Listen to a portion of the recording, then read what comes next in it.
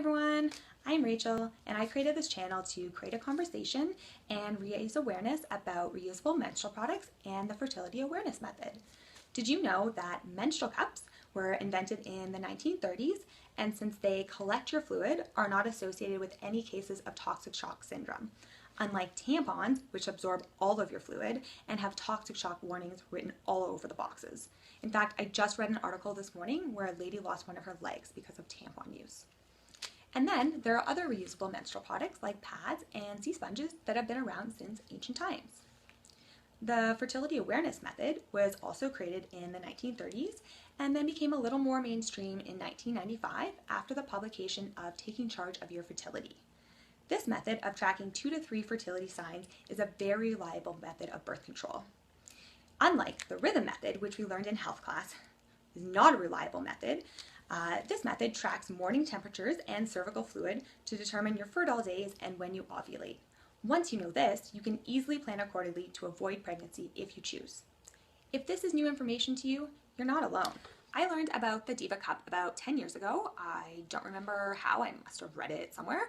And I remember trying it for 3 cycles and I had the worst luck with the damn thing. It leaked everywhere and I gave up in complete desperation.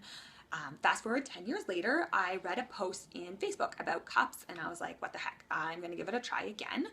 I was just really fed up with that dry feeling of tampons, and I had some really intense cramping, and I also work in an aquatic environment, so tampons are just not super conducive to working in that environment. So I gave it another go, and despite it working one day at the end of my cycle for me, it really pressed on my bladder to the point where I couldn't go pee without taking it out.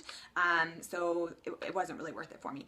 But I really wanted to make cups work. So I threw myself into research and I found out I wasn't alone. I am not the only person that the Diva Cup does not work for.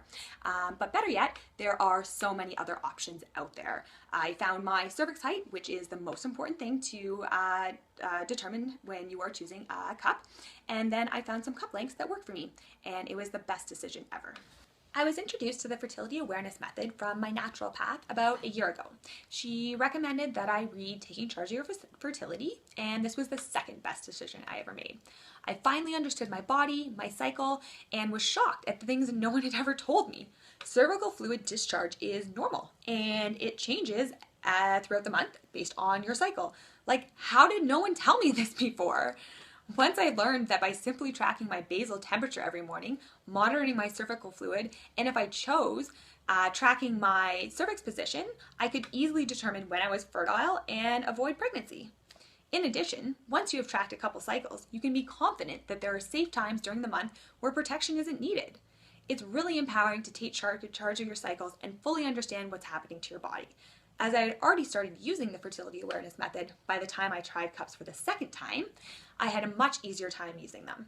Once you know how your anatomy works down there, you're comfortable poking around, it's much easier to transition into cup use.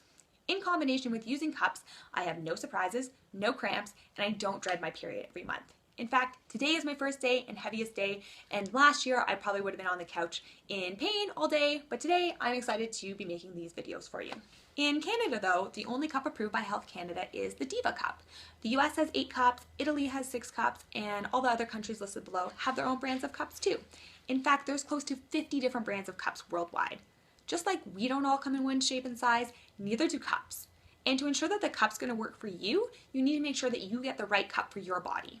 So why is there only one option for Canadians? Simple answer is, good quality silicone cups last upwards of 10 years. If you only need one cup for 10 years, which is only a cost of approximately $40, you can see that cup companies aren't making that much money. Versus tampons and pads, which would probably spend about $120 a year, which adds up to almost $1,200 over 10 years. So cup companies don't have enough money to break into the market, and 2, stores don't have that much shelf space for products that don't leave the shelf very fast. Plain and simple, the disposable product industry is a $1 million industry. So things such as pads, tampons, toilet paper, Kleenex, and paper towel. Reusable products just don't make the same amount of money.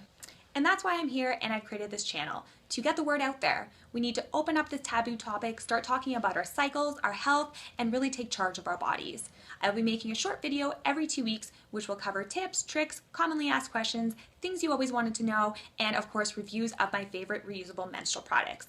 Please subscribe to this channel, like this video, join our Facebook group, and let's have a conversation.